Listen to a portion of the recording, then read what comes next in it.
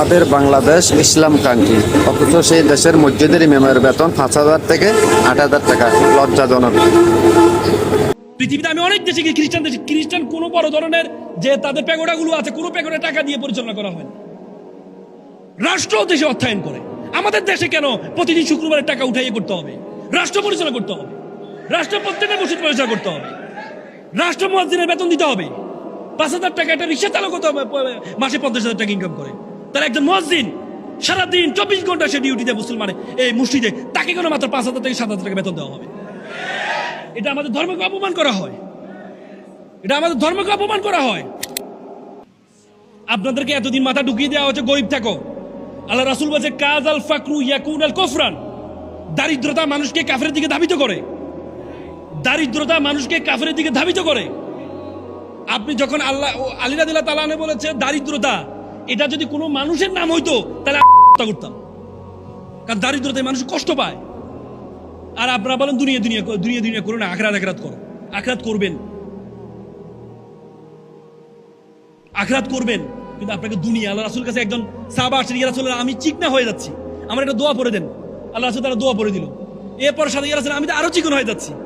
বলছে তুমি কি দোয়া পড়ো? আমি বলি রাব্বানা আতিনা ফিল আখিরাতি হাসানাতা ওয়া কিনা আযাবান নার। এই তো তুমি আখিরাতে হাসানাত, দুনিয়া হাসানাত আগে চাইতে হবে। আগে তো দুনিয়ার হাসানাত চাইতে হবে, তারপরে না আখিরাতের। আগে তো তোমার দুনিয়াতে পাঠানো হইছে রে ভাই, তারপরে তোমাকে আখিরাত। পৃথিবীর যত আমাদের ইসলাম ধর্মের যত বড় ইবাদত গুলো আছে, বেশিরভাগ ইবাদত কার জন্য? টাকাওয়ালাদের জন্য। হজ কার জন্য? গরিবের জন্য। যাকাত কার জন্য? কার জন্য? কুরবানি কার জন্য? সাদকা কার জন্য?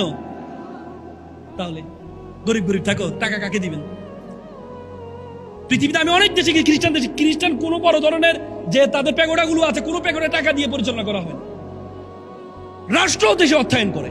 আমাদের দেশে কেন প্রতিদিন শুক্রবারের টাকা উঠাইয়ে করতে হবে? রাষ্ট্র পরিচালনা করতে হবে, রাষ্ট্র প্রত্যেকের মসজিদ পরিচালনা করতে হবে, রাষ্ট্র মুয়াজ্জিনের বেতন দিতে হবে। 5,000 টাকা একটা রিক্সা চালক মাসে 50,000 টাকা ইনকাম করে।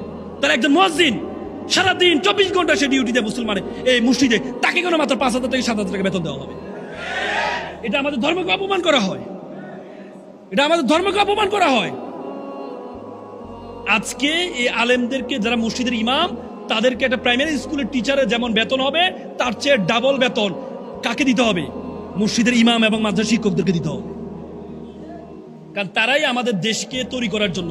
আপনি দেখেন বাংলাদেশে 5 বার দুর্নীতি চ্যাম্পিয়ন হয়েছে। কয়বার?